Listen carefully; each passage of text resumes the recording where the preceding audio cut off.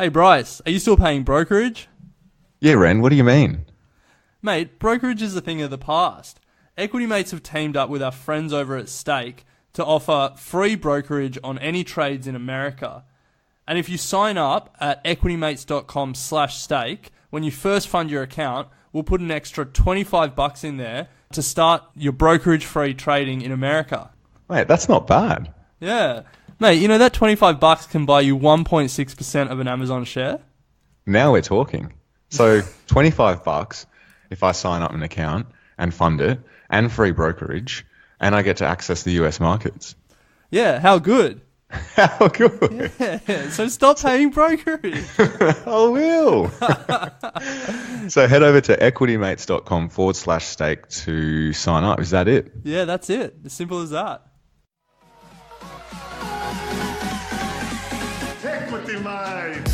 I will say this about investing. Everything you do learn is cumulative. What I learned at 20 is useful.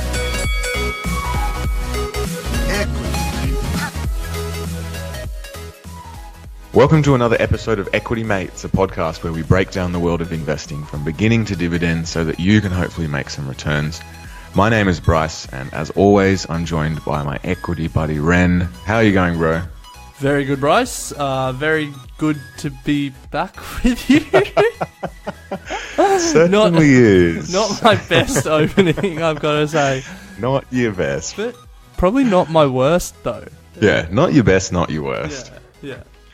Well, we're going to kick straight back into it. We're going to continue on with our catch-up from the last episode that we were doing. We haven't seen each other for a long time, so there's a lot to catch up on. A lot of stuff happening in the news and stock market at the moment. So without any further ado, Ren, I think the last we spoke about was Walmart and Amazon, and now I think we'll kick on. And what do you got? We spent like most of the last episode talking about Amazon and Walmart. So Yep. let's bring it a little bit closer to home. And the big news that has dominated the financial press over the last week has been the Banking Royal Commission. So some of the big revelations this week were that the big four banks and AMP, the wealth manager, charged more than $200 million for services that they then didn't deliver to their clients. Whoa. Yeah, so that's a lot of money when you think, most of those clients will be, your mums and your dads. Yeah, mum and dad's, pensions, stuff like that. So that's not ideal. And the week has been particularly bad for AMP. Their CEO, Craig Mellor, has quit / been kicked out because it was a pretty rough week for them. So I think it was so we're recording this on Saturday the 21st. So on Monday of this week, AMP admitted to the Royal Commission that they had misled ASIC, the government regulator, 10 times. And then on later that week, I think Tuesday or Wednesday, they had to admit that they had actually misled the regulator ASIC 20 times. So they misled them in telling them that Yeah. Didn't this put huge pressure on the chairman as well? Was she the one involved in tampering with the letters? You're testing my knowledge here, to be honest. Okay. Continue. But, as you can see, we're really well prepared and researched on Equity Mates. But look, to be honest, AMP had a shocker.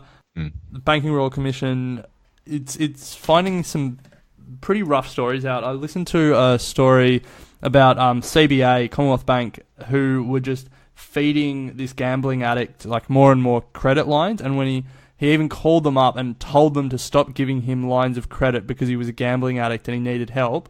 And rather than like referring him to, a gambling helpline, they offered him another line of credit. Unbelievable. There's a lot of stories about like bad lending standards, giving people too much credit, underwriting bad mortgages. The CBA share price is down about 10% this year. So it's had some effect on the markets watching, but it's probably something that more mainstream media should be covering. Well, it's a couple of points. It's obviously still early days relative to how long they expect it to go on for, and they don't usually hand down any sort of recommendations until the end, which I think is when it'll probably get a lot more coverage. But it was very interesting following, because from my understanding, they're sort of doing it in chunks. They're still yet to do, or maybe they're just starting it while they're doing AMP, but they're still yet to do the financial advice side of things. And they've covered the mortgage lending and loans, and it was just alarming how, it's come out that a lot of the loans that were given by, as you said, Westpac and CBA were given under circumstance that you would sort of just really raise an eyebrow to, giving it to people that they didn't even ask about their expenses, or giving it to people that were well and truly unable to pay back the loan if it was to, say, go from interest only to interest and principal. And it's going to be interesting to see what the impact of all of this is going to have on sort of the economy if the loans turn out to be bad in terms of unable to pay them back. But what my gut feel with all this sort of stuff, and it reminds me of the episode in Dirty Money with HSBC, and it's obviously not quite as bad as that, but it's probably going to come out that a lot of bad things happened and they're going to get slapped with a fine, and then it's just going to be business as usual, is my gut feel. Yeah, that HSBC story is very interesting, and we might touch on that a little bit later. So anything else been going on that you want to... Yeah, this is a very quick one. We don't want to harp on about it for too long because we've already just talked about it in pretty much a full episode, but we'll tie up a loose end with Tesla. We did an episode on it recently, Ren, and it came out during the week that they have halted production on their Model 3, which is the sort of cheaper version, the one that they were meant to be doing on mass scale, hitting, 2,500 cars a week or something along those lines. Yeah, that's what they were aiming for. Yeah, so Elon Musk has now stepped back in as CEO of Tesla. He had taken a back step and spent most of his time on the SpaceX side of things, but he's stepped back in now to try and steady the sinking ship, and has publicly announced on Twitter that he's made some mistakes in trying to go too hard with fully automating the production line, and undervalued the impact that humans can have in the process of building these cars. And so he did a Twitter saying it was very underrated. Human capital is underrated, I think he said. So they've halted production on that until they can figure out how they can improve their production line. So another sort of setback for Tesla, but who knows? But you know what? The share price rebounded pretty significantly from when we recorded our episode a few weeks ago. So obviously the market aren't as worried as you would think that they might be. True, and who knows? They probably see this as a step of towards righting the wrong, I guess, or getting back on track with Elon behind the wheel again. No pun intended.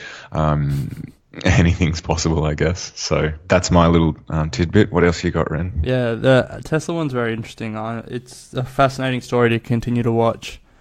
My last big one is, as a lot of people will remember from our trade war episode, we talked about the little-known grain, sorghum, spelled SORGHUM. Yeah. And you know what? We actually broke the news before the mainstream media, so take that, Fairfax.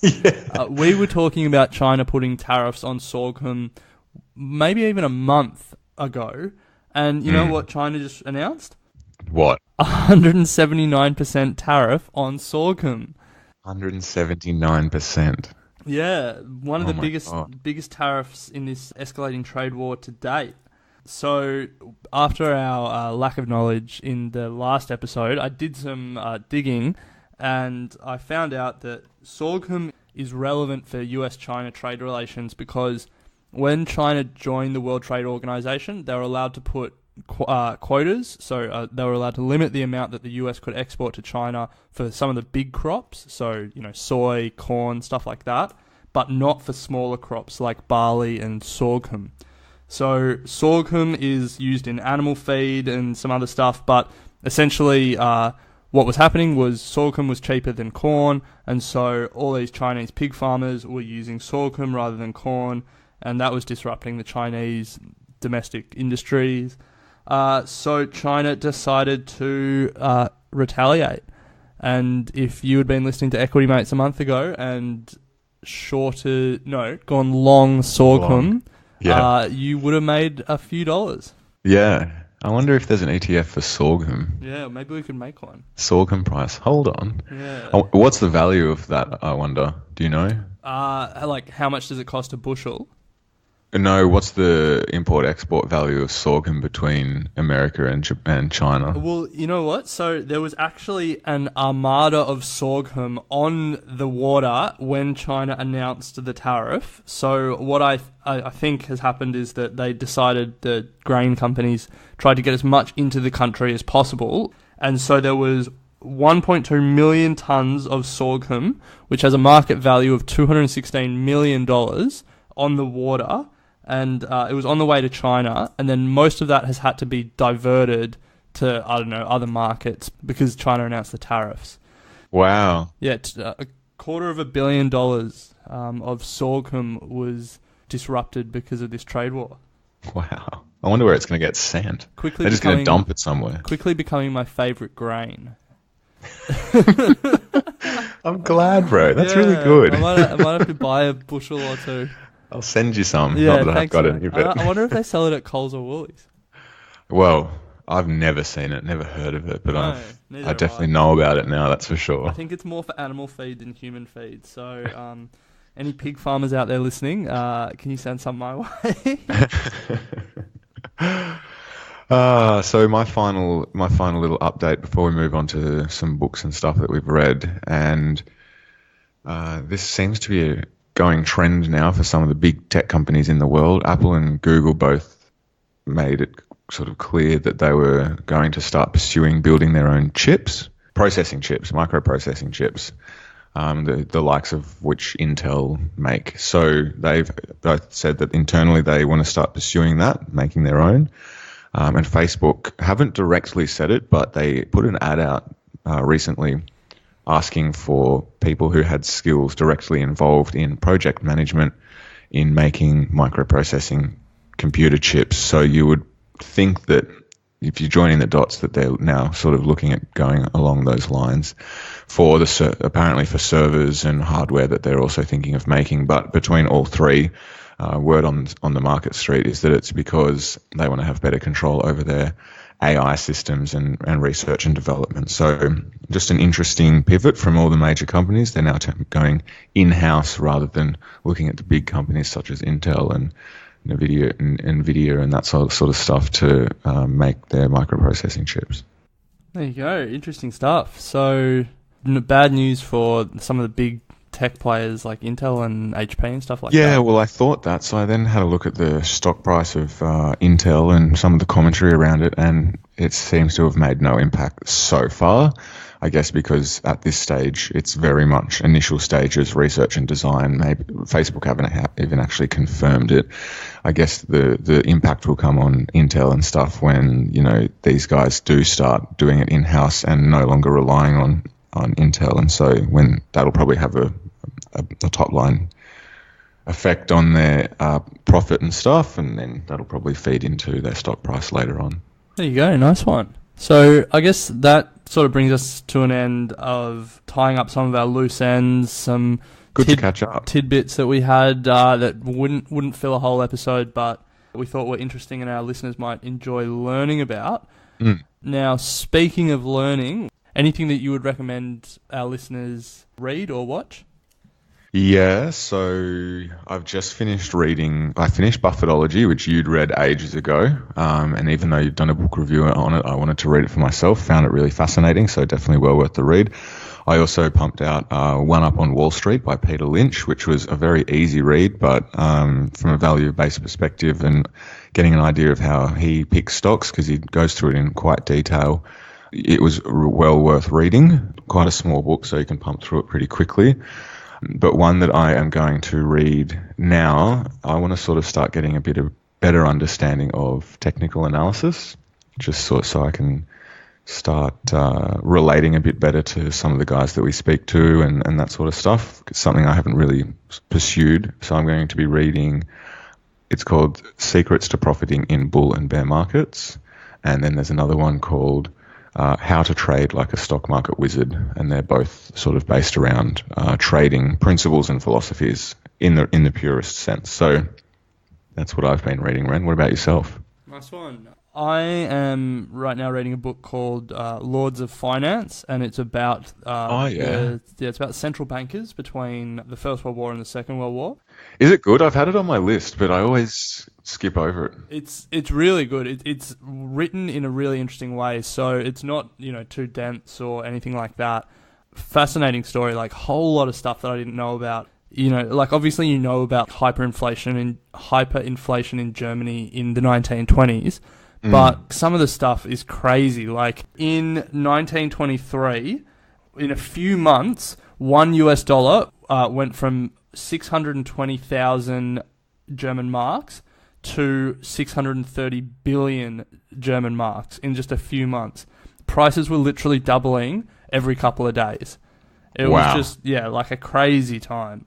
So, really fascinating book. I haven't even got to like 1929 and the Depression yet, so still a lot to go, but a time that I didn't know a lot about in Europe, and sort of talks about like how the financial situation in Britain led to the diminishing of the British Empire and the primacy of the US. So really interesting book. I would highly recommend, and might have some more to say about it when I finished it.